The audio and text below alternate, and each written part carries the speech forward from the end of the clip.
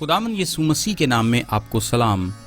آج ہم جس سوال پر غور کریں گے وہ یہ ہے کہ تخلیق کے پہلے دن روشنی کس طرح ہو سکتی ہے جبکہ سورج چوتھے دن تخلیق کیا گیا تھا۔ پہلے دن خدا نے روشنی کو خلق کیا اور چوتھے دن اس نے سورج اور چاند خلق کیے جن کے ذریعے تخلیق شدہ روشنی پہنچانے کا کام ہو سکے۔ پھر اس نے روشنی کو فلکی اجسام یعنی سورج چاند ستاروں کے ساتھ جوڑ دیا۔ پیدائش کی کتاب اس کے پہلے باب 3 اور 4 آیت میں لکھا ہے، اور خدا نے کہا کہ روشنی ہو جا، اور روشنی ہو گئی، اور خدا نے دیکھا کہ روشنی اچھی ہے، اور خدا نے روشنی کو تاریکی سے جدا کیا، اور خدا نے روشنی کو تو دن کہا اور تاریکی کو رات، اور شام ہوئی اور صبح ہوئی، صبح پہلا دن ہوا۔ پہلے دن خدا نے وقت، خلا اور مادہ کے بنیادی عناصر تخلیق کیے۔ اس کے بعد خدا نے روشنی خلق کی اور روشنی اور تاریکی کی گردش کو شمسی دنوں کے 24 گھنٹوں کے دن اور رات کے تسلسل میں دائمی طور پر قائم کر دیا۔ اس لیے آیت نمبر 5 میں لکھا ہے، شام ہوئی اور صبح ہوئی۔ اب یہاں پر کوئی اعتراض کر سکتا ہے کہ ابھی تک سورج اور چاند تو تخلیق ہوئے نہیں۔ سنیے، اس سے کوئی فرق نہیں پڑتا، کیونکہ فلکی اجسام کے ساتھ روشنی جڑنے سے پیشتر بھی خدا اپنی مرضی سے روشنی کو جیسے چاہتا کام میں لا سکتا تھا۔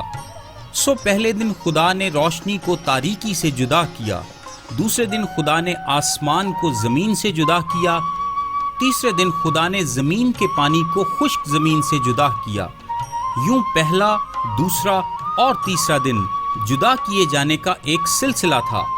اس سے پہلے کہ خدا زندگی پیدا کر سکے، ضروری تھا کہ روشنی کو تاریکی سے جدا کرے اور تاریکی اور روشنی کے تسلسل کو قائم کرنے سے 24 گھنٹوں کا ایک شمسی دن خلق کرے۔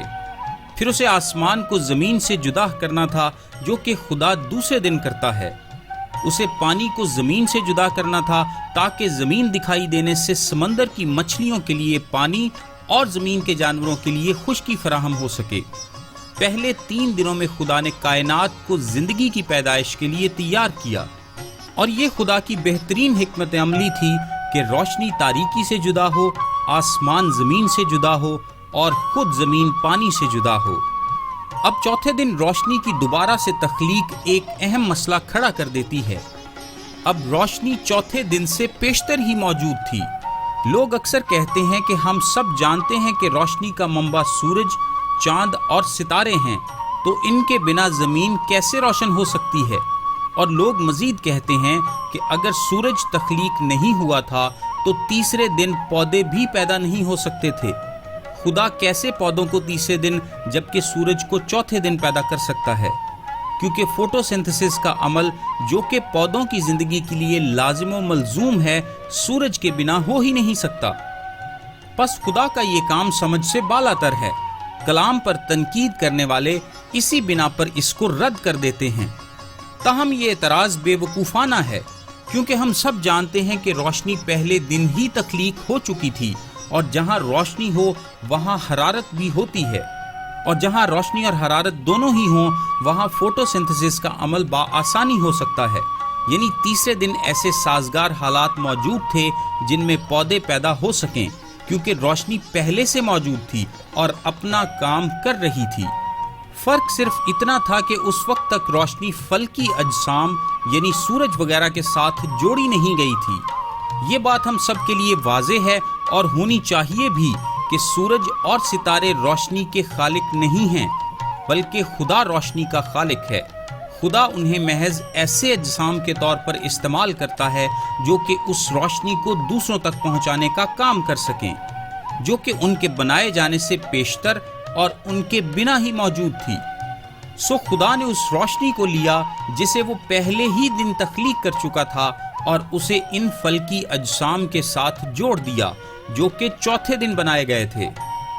اب آپ آگ ہی کو لے لیں، اس سے روشنی پیدا ہوتی ہے، اور اس کا سورج سے کوئی تعلق نہیں، نہ ہی آسمانی بجلی سے پیدا ہونے والی روشنی کا۔ روشنی پہلے دن تخلیق کی گئی اور سورج چوتھے دن۔ اور سورج اور چاند کی تخلیق کا مقصد نشانوں، زمانوں اور دنوں اور برسوں کا امتیاز بھی تھا۔ یہ روشنی پہلے منتشر تھی اور بعد میں قابل فہم اجسام یعنی سورج چاند ستاروں کے وجود کے ذریعے سے جاری ہونے لگی، جو کہ خدا کے مقصد کے حصول کے لیے محض اس کے تابع دار تھے۔ روشنی پہلے ہی سے موجود تھی، چوتھے دن وہ محض ان اجسام کے ساتھ جوڑ دی گئی۔ میرا نام تابش قاضی ہے اور یہ میسج آپ کو ڈیلی ورسز کی جانب سے بھیجا گیا ہے۔ روزانہ صبح اپنے واٹس ایپ پر بائبل کی آیات اور ان کی وضاحت انگلش، اردو اور آڈیو میں حاصل کرنے کے لیے ابھی 0333 80 20 972 پر واٹس ایپ میسج کریں۔ خدا آپ سب کو برکت دے، آمین۔